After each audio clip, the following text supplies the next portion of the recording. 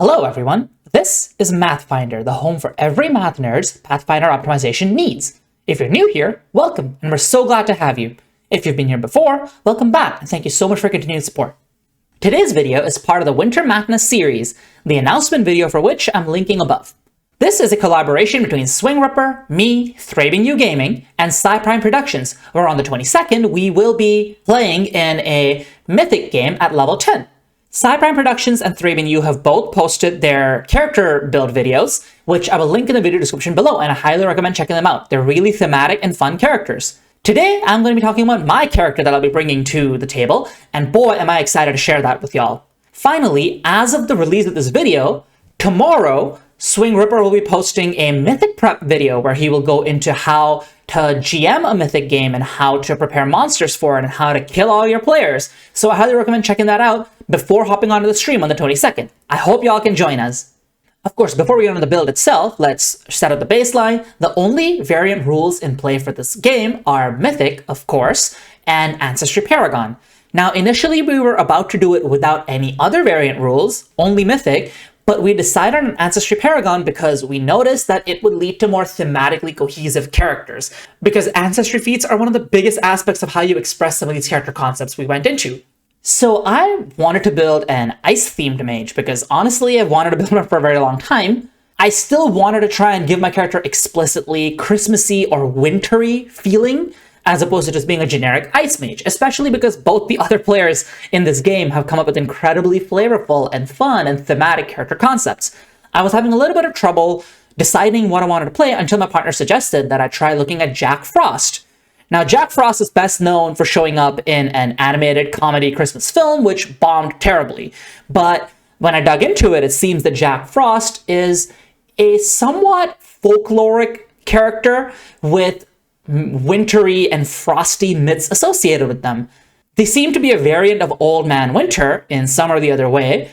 However, all the sources I could find on this character traced only as far back as the Civil War. I found a few sources that claimed that he has roots in Norse mythology, supposedly originating from a giant or Jotun named Jökulfrosti, but I couldn't find much detail on that, and I found a few sites claiming that that's just a retroactive myth, and that's apparently he was created for the Civil War. In any case, I still wanted to run with the general idea, so I came up with a full in-lore Golarion justification for it. To be clear, none of what I'm about to say is canon to Golarion, but it fits.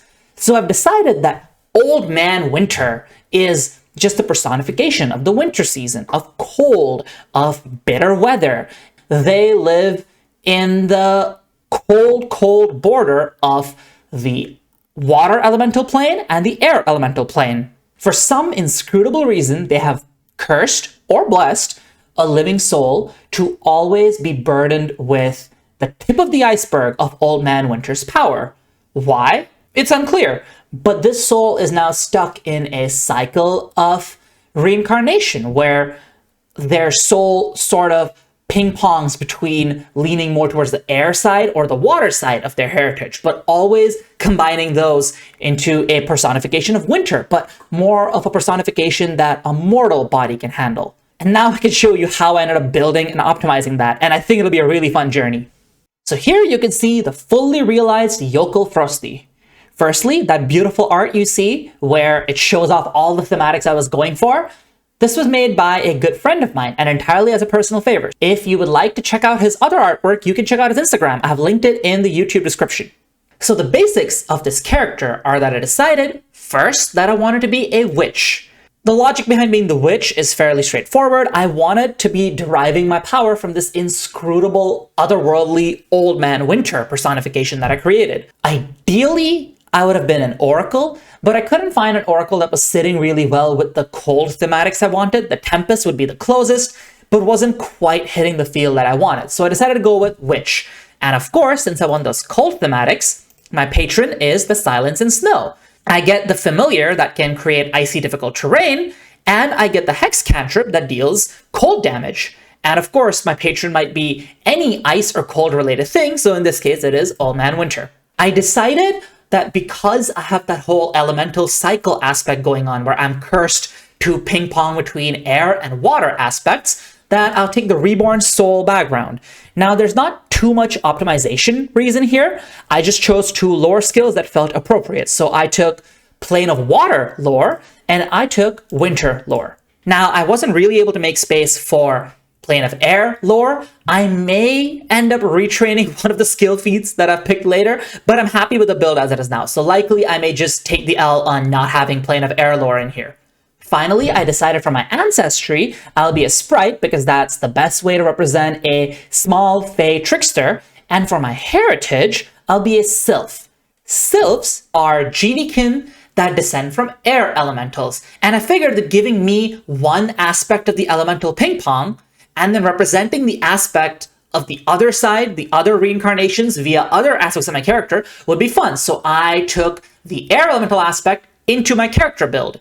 And then I took Plane of Water via my reincarnation feat because that felt appropriate. My familiar, as I will show you later, has a lot of aspects that are related to being from the Plane of Water. So now I'll go level by level and describe some of the character choices I made. I will leave off my slotted spell selection until the end, and I'll show off my familiar later, but first I'm just going to go through abilities, skills, and feats. So for my ability scores, it is pretty standard. I more or less just increase dexterity, constitution, and wisdom every opportunity I could, and same for intelligence. I know it's basic, I just don't have need for charisma on this build, and I don't really have need for strength on this build either. So I just ended up going with the standard options. Now for skills, I did something a bit more interesting. I took Master Nature because it's a useful recall knowledge skill to have, and it's very thematic for my character. Then I picked Survival Expert because it's entirely thematic for my character, and I figured I should have at least some choices that are just for the theme. And Acrobatics Expert for reasons I'll get into later. That left me with very little room for other skills. So other than my Master Lores and Nature, I don't have another Master skill.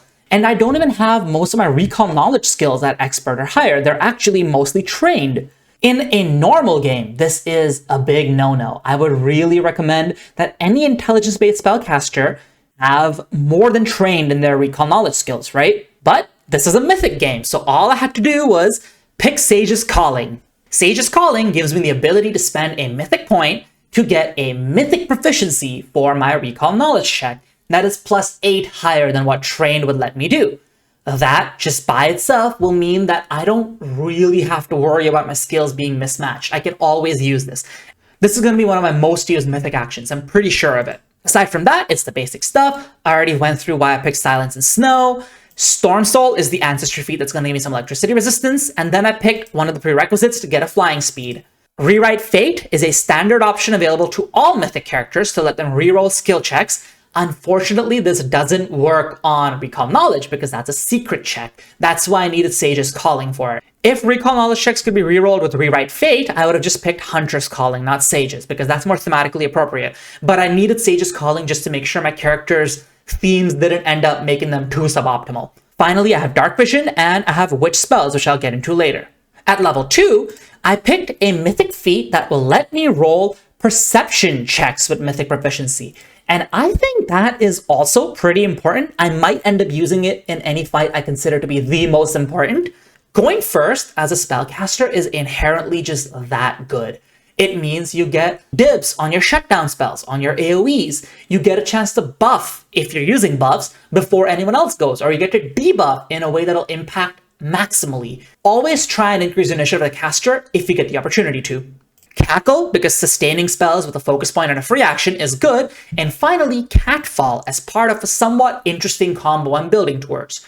So I have Expert Acrobatics, so I will be treating falls at 25 feet shorter. Next level, I picked Wind Pillow from my Ancestry feat from the Sylph Heritage, and this is going to make the 25 feet into 35 feet. Why I'm doing this will become clear once I get to level 9 and 10. I also picked the Weapon Proficiency General feat. This was something I debated over a little. I wanted Fleet pretty badly, or Toughness, or Canny Acumen even, but Weapon Proficiency is sort of really important here because my character is thematically quite narrow. A lot of my focus spells are going to run into cold resistance or immunity, and that means it's really important to have a backup third action option where I can just shoot my bow after casting a spell and be happy with it. So I needed Weapon Proficiency to get there. At level 4, not that much interesting going on. I picked Godspeed as my mythic feat, but I don't expect I'll be using it that much. It is a good feat for sure. I just don't think it will end up coming up for my character that much. I could have picked Prescience, but Prescience has overlap with the feat I picked on my last mythic feat. And I don't have any good options there other than that one. So unfortunately, this is kind of a throwaway pick. It's still a decent thing to have though. Maybe I want to be quickened sometimes, right? Class feat, I picked Enhanced Familiar because familiars are just really good. For my skill feat, I picked Unmistakable Lore. This is going to make me feel very comfortable at rolling my lore checks without mythic proficiency, which is good because I need to save that for all those other skills that I'm only trained in. At level 5, all I did is pick a prerequisite for my flying speed. Level 6 onwards is where this build actually gets really interesting.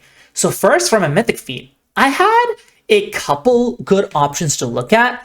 I really wanted Mythic Counterspell, but its prerequisite is just a higher level feat than it, so it's really hard to fit into your build. So I ended up not being able to get it. I considered Divert Destiny and Fling into Action because these are both really cool defensive options. Ultimately, I went with Correct the Story because it lets you reroll enemy saving throws. In a Mythic game, enemies are likely going to have Mythic Resiliences probably 1 in every 3 combat encounters. I think it's really important for me to be able to look at a crit success because I miscalculated. I hit the enemy's highest save, or maybe the enemy for some reason had a resilience in a lower save. Looking at you, Mythic Gotchteth. Getting to re-roll that and just have another chance at not having your spell go to waste is pretty huge. So I felt like I have to pick this, but it's not that clear. Like, I think the other options are good candidates and you can just get away with good spell selection and not having to pick this. I ended up picking this because my spell selection is narrower than most spellcasters. Then for my class feat, I picked the Horizon Walker dedication. And no, the travel speed is not why I picked it. I have no idea if that's going to come up. I picked it because it gives you free favorite terrain, for which I'll be picking the Sky terrain, which is going to increase my flying speed when I get it by +10. This means I get to have Tailwind and SwingRipper does not get to ban it. Just can't get into it because they would never understand. Finally, for my skill feat, I picked Dubious Knowledge, and I'm pretty dubious about the skill feat.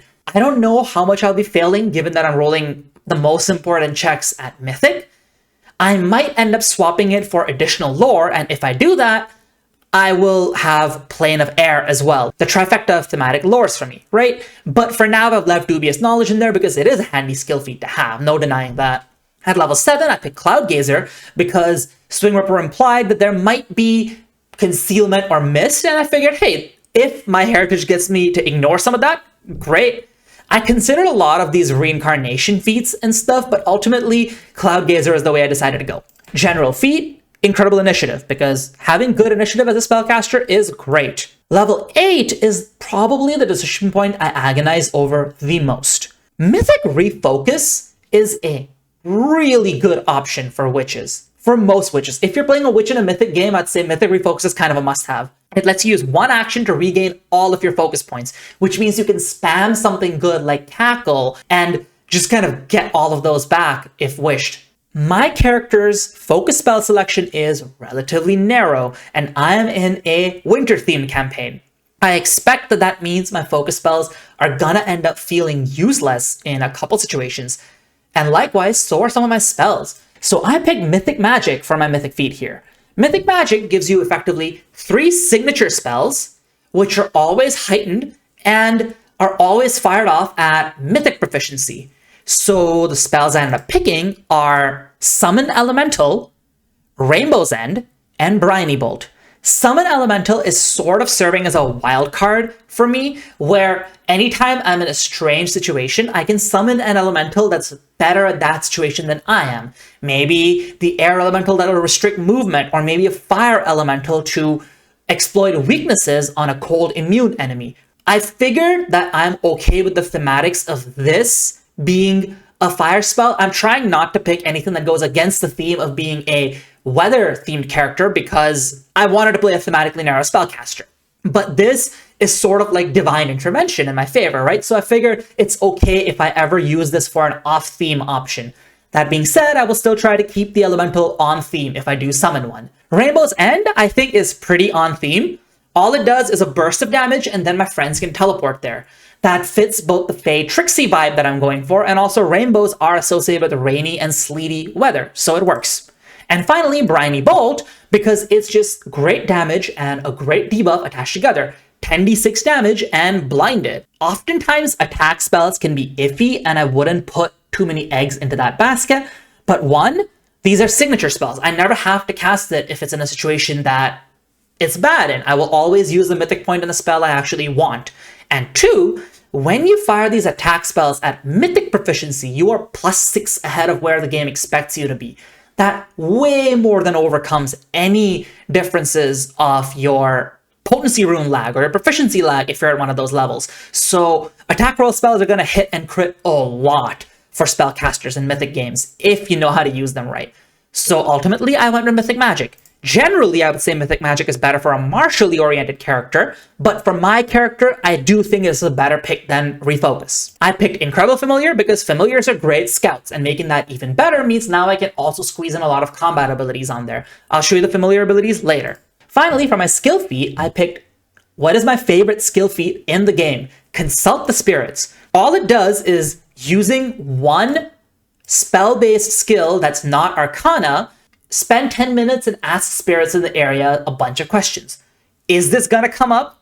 Probably not. This is a one-shot, and one-shots tend to be fairly linear. Am I gonna pick it anyways? Yes, it's my favorite skill feat in the game, and there's no way I don't pick the skill feat on this character that's designed to be out in the wilderness, exploring and surviving and learning about their wintry origins, right?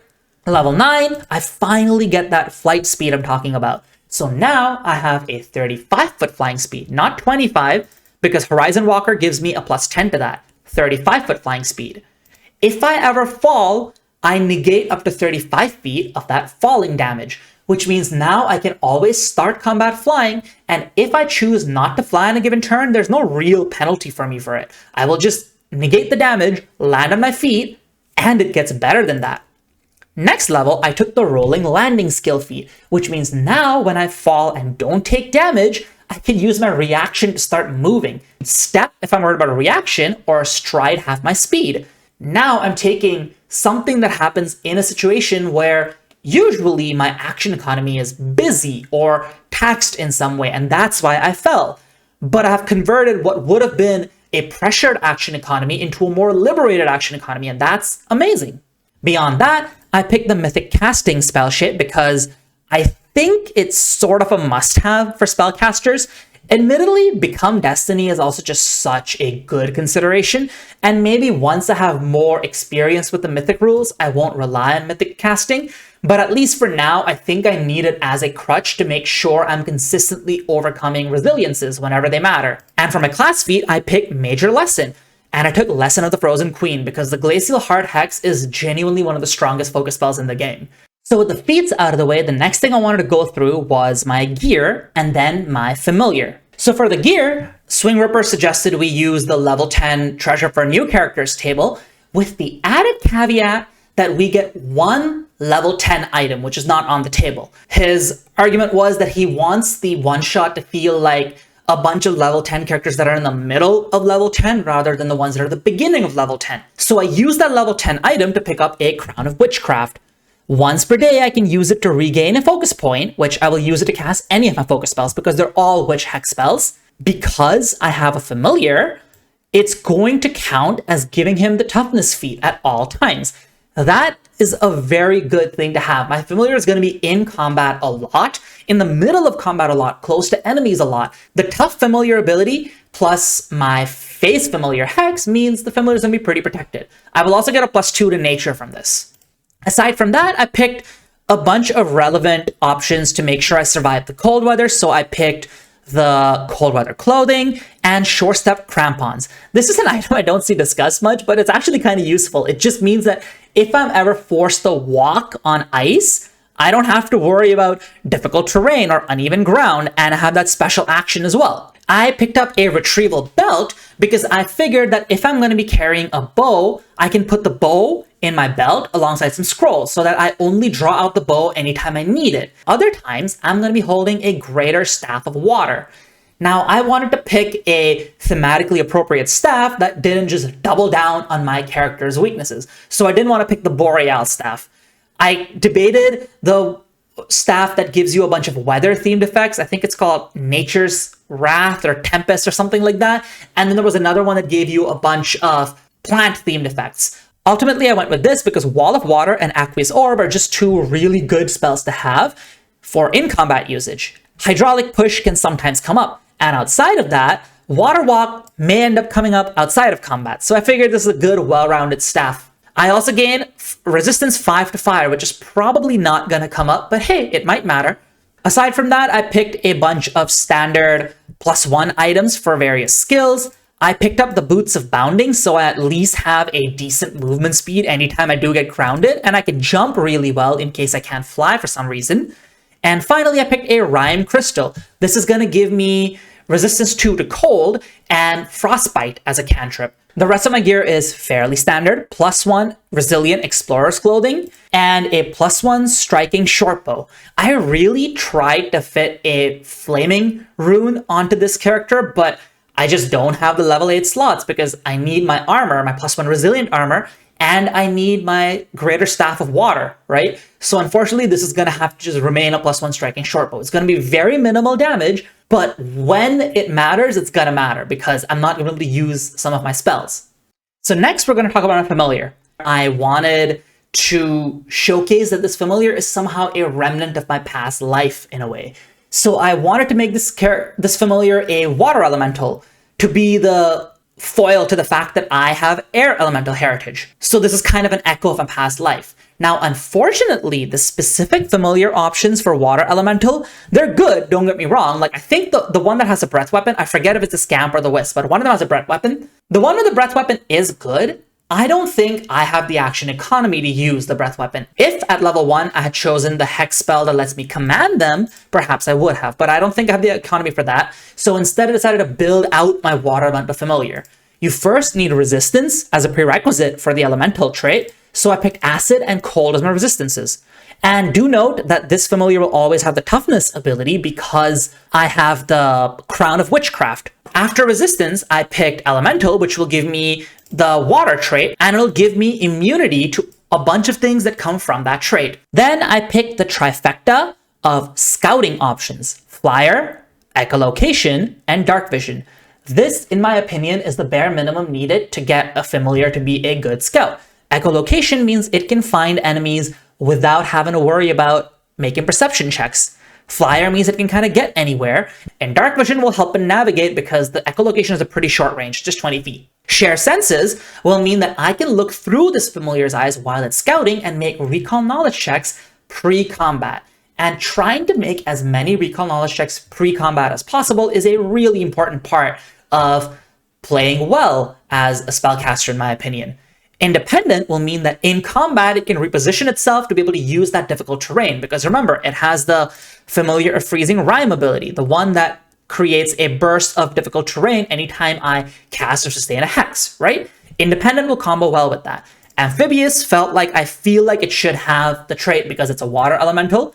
And finally, I gave it Spell Battery. I am using it on a pretty mundane spell because I expect to need it. Even with cold weather gear, there might be colder weather, right? So I just picked Environmental Endurance just to be 100% safe. I think I can make do without that one spell slot. That is roughly the shape of what my familiar is going to look like. I may swap out a few of these. Maybe I'll swap Amphibious for fast movement, fly, right? Or maybe I might swap out Share Senses or Spell Battery for something I believe might be a bit more useful in the given situation. But at least for now, before I have more information about what the Adventuring Day will look like, this seems like the generic outlook of my familiar. And finally, if you're a fan of the channel at all, you're probably waiting for me to start talking about spells. My focus cantrip is Clinging Ice, as I said. It deals damage for one action and might inflict a circumstance penalty to speeds. The only problem is cold immunities. Anytime this comes up, I'm going to use my bow rather than Clinging Ice. For my focus spells, I have Face Familiar, which will protect my familiar, and Cackle, which will help me sustain spells for free. Then I have Glacial Heart, which genuinely might be a candidate for one of the strongest focus spells in this game. You basically deal a bunch of cold damage, pretty good amount of cold damage for a focus spell, and inflict the slowed condition. Now, the target becomes immune for 1 day after you do it, so it's really just once per target, but it's still just fantastic to have. And it targets Fortitude, which gives good coverage because the other one targets Reflex, right? If the enemy is not immune to cold, expect me to be trying to use this a lot. That being said, let's move to the slotted spells.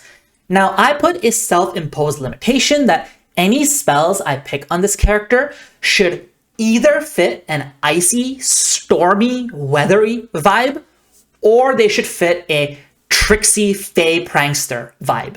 For cantrips, Live Wire, Electric Arc, and I have Frostbite from my Rhyme Crystal for damage coverage, right? I have AC, Reflex, and Fortitude. And Live Wire has been errata recently, so now I don't feel bad about picking it. Previously, I would have maybe picked Needle Darts or Telekinetic Projectile or something of the sort. I picked Guidance, Glass Shield, and Light as utility and defenses in the case of Glass Shield. Now for spells, I'm not going to go through every single spell my familiar knows, just what I'm planning on preparing. Lose the Path fits the Tricksy vibe, and it's a reaction that can potentially deny an enemy their action while they're moving. Like they might commit to an action, and you might prevent that action from just having the effect they wanted. I think reaction-based action denial is just incredible, so I love this spell. Ant Haul is here for the funniest reason. Tiny characters like my Sprite have half the bulk limit, which means if I carry anything that's not specifically gear that is sized for tiny characters, that's it. I'm done. I can't carry very much more. Like, I literally can only carry 2 bulk.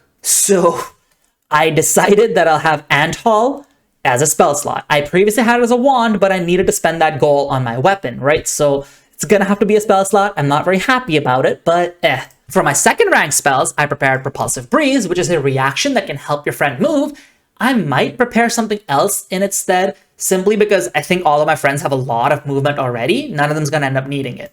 Albatross Curse fits that tricksy vibe. Propulsive Breeze fit that weathery air elemental kind of vibe, whereas Albatross Curse is more about the tricksy fey vibe.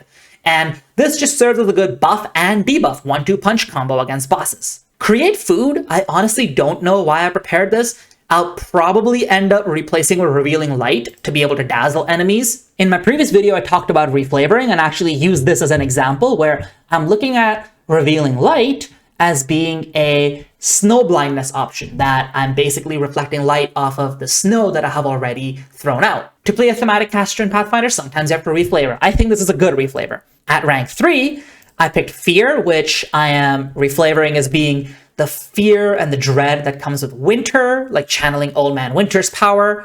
Slow, as me encrusting the enemy in frost. And then Wooden Double, which is a great reaction that you can use to protect yourself and fits the tricksy vibes that I'm going for, right? At rank 4, I have Zephyr Slip, which is an air spell and just fits into my air heritage theme. And likewise for Airlift, which I can use to reposition all my friends. And hilariously enough, when you cast the spell, you can also try and kidnap one enemy, which I just found hilarious. I may end up not preparing it on the day of, but it's just a cool spell. And then I looked at Tortoise and the Hare. This is basically slow, but on a failure and crit failure, rather than slowing for more and more turns and or quantity of slow, it instead quickens an ally. And I figured this is a very cool mishmash of both the ice theme and the tricksy theme, so I went with it. And finally, at rank 5, I have my 3 heavy hitters. Freezing Rain, which is candidate for one of my favorite spells in the game. It creates a huge area of difficult terrain and potentially repeatedly slows enemies. Lightning Storm is just going to be my turn the brain off single target burst. And finally, Wall of Ice, because this is fun. It is a cold spell that's actually better against cold enemies, not worse. Because cold enemies will presumably deal a lot of cold damage as part of their damage. And this thing is immune to cold damage.